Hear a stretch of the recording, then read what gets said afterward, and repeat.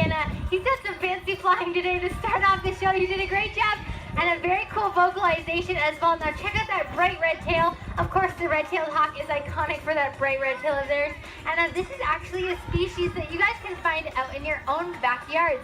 Very cool, found around here. Her name is Hyde, and Hyde is a black-crowned crane. This is a species found in Africa, and when she makes her way out, come on, sweetheart, you'll see exactly why she gets the name crowned crane, this beautiful crest of golden feathers on her head. It's actually one of the ways that she camouflages in the wild. She lives out in the marshlands and grasslands of Africa, and that kind of looks like dead grasses up on top of her head. Now, partially the reason that we call them beneficial is because of what they eat. They do eat insects, they eat a lot of bugs, and those bugs, nice flight, sweetheart. Now you can imagine with these big wings, if wind catches her, she goes straight up in the air. This is Happy Jack, our double yellow-headed Amazon parrot, and he's an amazing little mimicker because he spent a lot of time with people. He was a pet in somebody's home, and like I said, spent a lot of time with people, so he actually knows his own name. What's your name? Happy Jack! Yeah, Happy Jack is his name, and he's a very polite little bird as well. If you say, hello, how are you? Yeah, yes, how are you? Now, Happy Jack spent a lot of time with people, and we know about the home that he came from because of the things that he does mimic or he does say.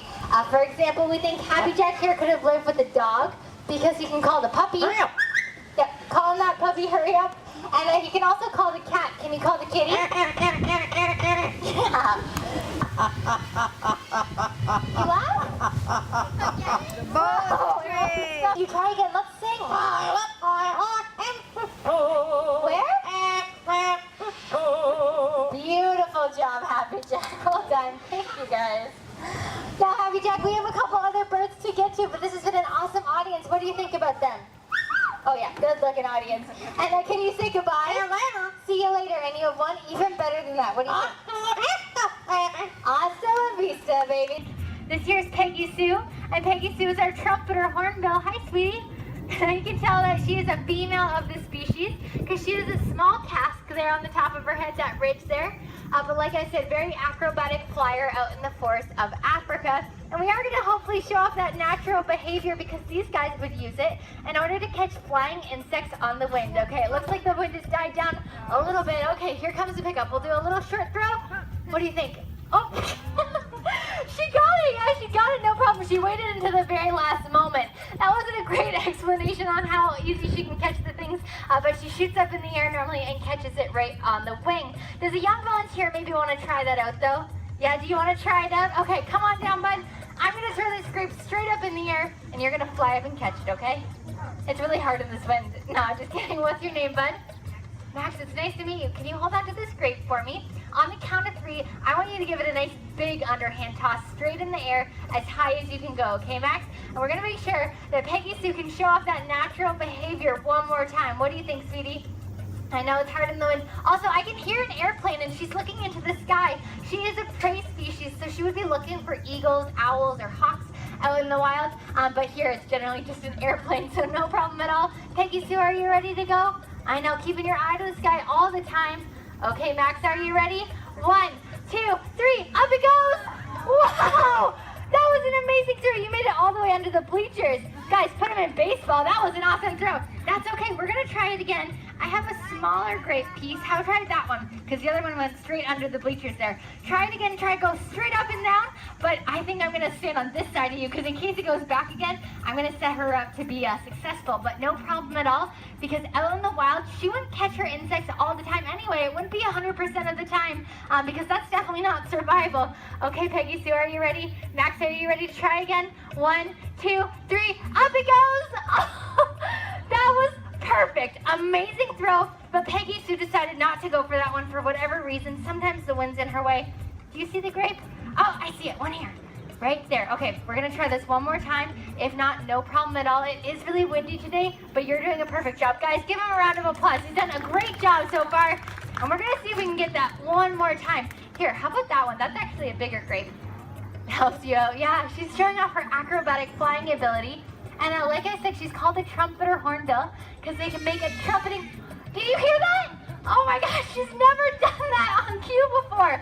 Do you guys hear that trumpeting noise? It almost sounds like a little trumpet. Weird, right? But she is called a trumpeter hornbill because of that noise that they can make. Whoa. You saw she tried to go for my hand, but she flew right past because that wind.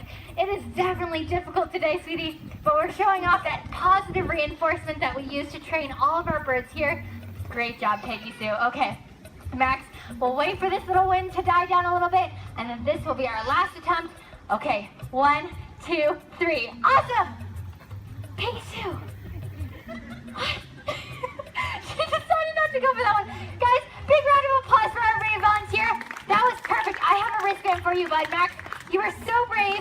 Here you go. That was an awesome throw. Today, it was just Peggy Sue who just didn't want to do it, but that's totally fine. She has the choice if she wants to do it or not. And today with the wind, it's just a little crazy, but that was an awesome throw. You did an amazing job. Guys, big round of applause for our brave volunteer. And he was so patient as well. I love it. Peggy Sue, you did a wonderful job as well. Do you want to see one of the world's largest flying birds? Yeah! Cool, because we're going to bring her out anyway. Her name is Sadie, and Sadie is an Andean condor. It's very hard to miss a 10-foot wingspan. Now, these guys live in the Andes Mountains, and she is impressive. And they need this sort of wind to get airborne. She's actually having an easier time than she usually does. Up in the Andes Mountains, it is pretty cold. And that white ruff around her neck actually is one of the ways she keeps that bald head of hers nice and warm. All she has to do is tuck it down into those fluffy feathers, and it's like a hood. Now, she does eat the same thing that Raylan does, dead stuff. She just eats a lot more of it. And we know she's an adult, these beautiful black and white feathers. Until she was the age of 7, she was actually brown. Woohoo, hello. I'm just getting birds to the face all over the place. She is actually just under 20 years old, showing off. All right, once more back to me, sweetheart. You did such a good job. There we go. She does have a 4.5-foot wingspan, beautiful white feathers, and related to that teeny tiny trumpeter hornbill that was doing her very best to catch those grapes. What do you think, Bowser? She's got it. Great job. She's got those treats, and you guys get those cameras ready, because as soon as she's done, she's coming on back to stage. Come on, Bowser, show them you can do it. Nice sideways flight. That was awesome.